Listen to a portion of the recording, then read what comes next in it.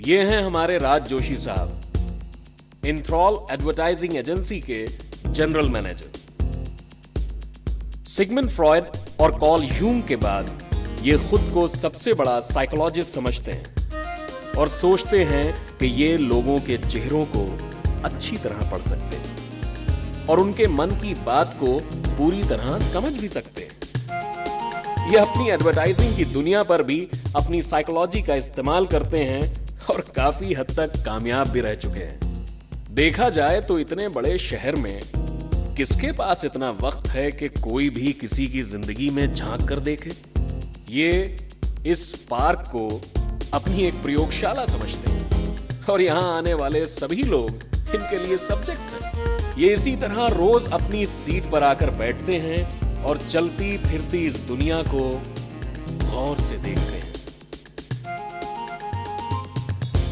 इस लेडी को तो देखो, जैसे Geneva summit on global warming attend करना है। घर जाकर टीवी पर वही घिसा पिटा सास बहू के झगड़े देखेगी। भाई इसके लिए इतनी जल्दी भी क्या है। शाम के वक्त ज्यादातर लोग थके हारे हुए लौटते हैं। इन सब के चेहरों को तो देखो कैसे टहल रहे हैं। सब अपनी परेशानियों का हल ढूंढने आते हैं, यहाँ हंसना भूल जाते हैं। ये वॉकिंग भी जैसे जिंदगी का कोई नियम पालन कर रहे हैं। बेमतलब शेयर नॉनसेंस। हर जो भी करते हैं उसे पूरी तरह एंजॉय क्यों नहीं करते हैं, हंसते भी नहीं। ये क्रिकेट गेम भी ना, ये तो गेम नहीं बल्कि गैम्बल है। गवर्नमेंट को इसे रोकना चाहिए। ये तो सिगरेट और गुटखा से भी ज्यादा बेकार है। ओह, इसीलिए तो गुटखा और सिगरेट कंपनियां इस गेम को स्पॉन्सर करते हैं। फुटबॉल, यस, ये असली गेम है। दिमाग और सेहत दोनों के लिए अच्छा है। स्वामी विवेकानंद ने भी क्या कहा है कि फुटबॉल गेम खेलना भगवत गीता पढ़ने से भी बेहतर है। गुड।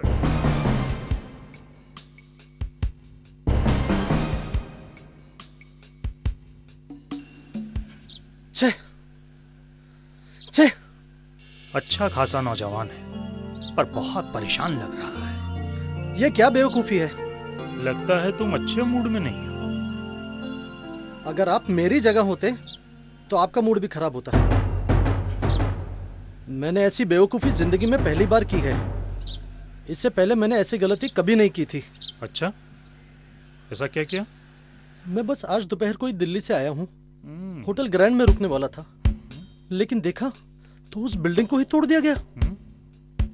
कोई साला मल्टीप्लेक्स बना रहा है वहां पे। टैक्सी ड्राइवर मुझे और किसी होटल ले गया। मैंने रूम ले लिया, कपड़े बदले और नहाने ही वाला था, लेकिन देखा इतनी गर्मी है और सोचा चलो एक बॉटल बियर पी लेता हूँ और साथ में नहाने का साबुन भी ले आऊं। सर, मैं होटल के साबुन से कभी नहीं नहाता।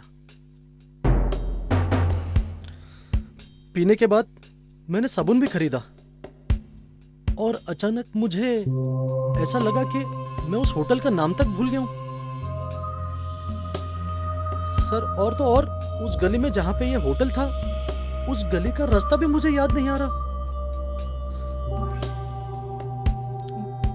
मैं पागल की तरह 1 घंटे तक घूमता रहा होटल ढूंढते ढूंढते, but I absolutely got no clue about it.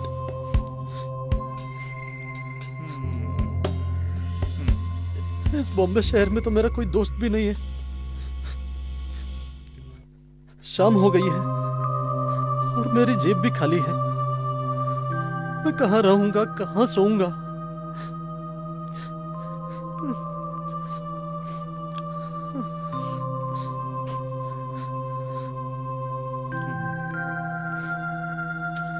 अब आप शायद ये सोच रहे हैं कि मैंने आपको कोई असंभव कहानी बनाकर सुनाई है। बिल्कुल असंभव नहीं। ऐसा मेरे साथ भी हुआ था जब मैं फ्रांस गया था, पर हमारा नसीब अच्छा था कि हम 2 लोग साथ में थे। फिर हमने किसी भी तरह आसपास के तालाब को याद करके वो जगह ढूंढ ली थी। सर, विदेश में तो हम काउंसलेट की मदद ले सकते हैं,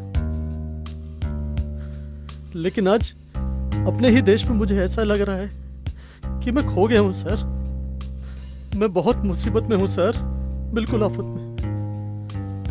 जब तक कोई शरीफ आदमी मेरी इस हालत पे यकीन करके मुझे कुछ पैसे देकर मेरी मदद नहीं करेगा, मुझे तो किसी फुटपाथ पर सोना पड़ेगा सर। लेकिन मुझे तसल्ली है सर कि आपको मेरी बातों पर विश्वास है। आपने समझ लिया कि मैं सचमुच तकलीफ में हूं। बिल्कुल ठीक कहा, लेकिन तुम्हारी कहानी को प्रूव करने के लिए बियर पीने के बाद जो तुमने सोप खरीदा था ना, वो सोप किधर है?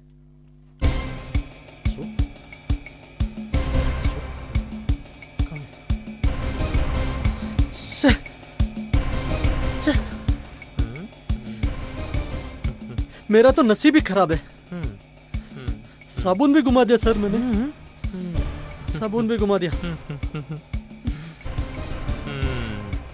होटल और साबुन दोनों चीजें एक ही दिन में एकदम से खो देना क्या कुछ ज्यादा ही लापरवाही नहीं लगती?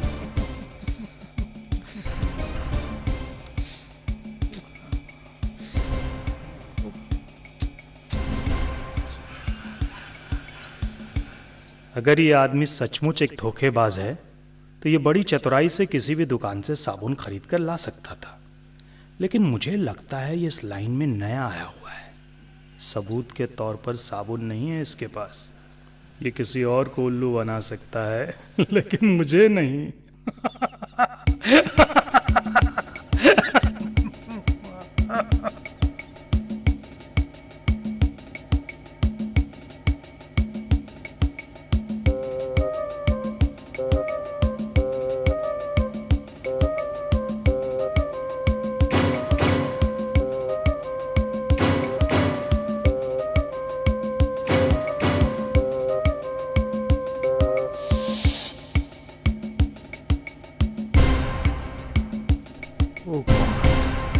ये मैंने क्या कर दिया?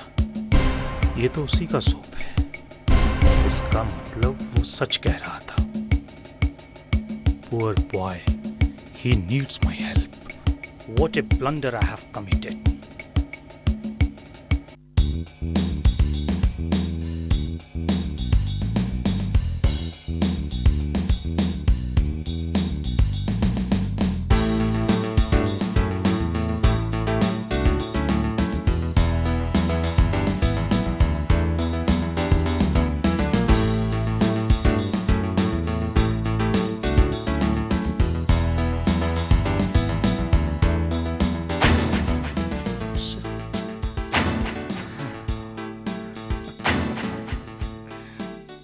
हेलो,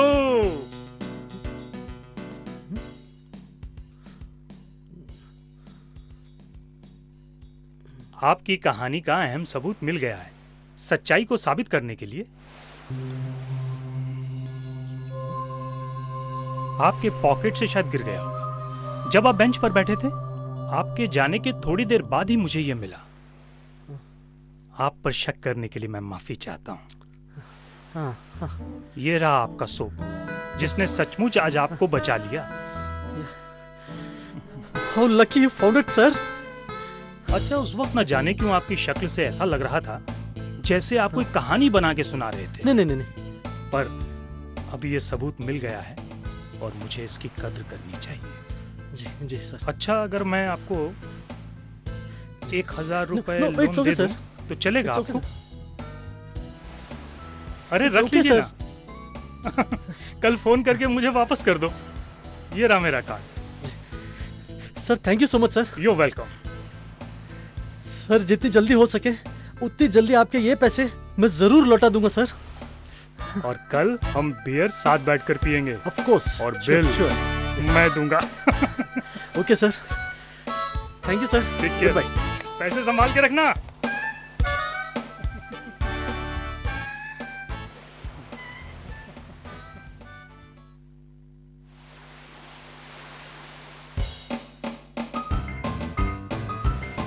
बेचारा, ये तो बहुत दुखी था, मायूस हो गया था। अब कितना अच्छा महसूस करता होगा। आज फिर एक बार मुझे सबक सीखने को मिला कि मुझे कोई भी फैसला सिर्फ हालात देखकर नहीं करना चाहिए।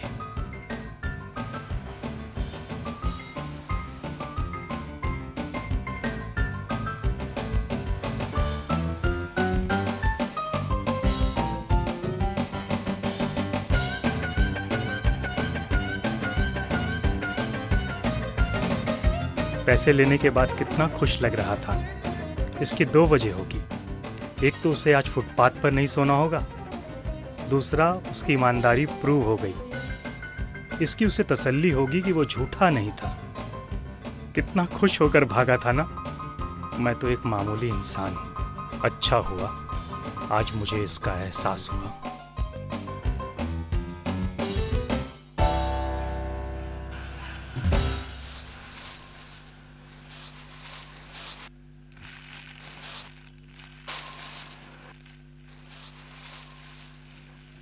क्या हुआ सर, क्या ढूंढ रहे हैं? मैं यहाँ कुछ देर पहले बैठा था। मुझे लगता है मेरा सोप यहीं कहीं गिर गया होगा। किधर नहीं है, पता नहीं कहाँ गिरा होगा।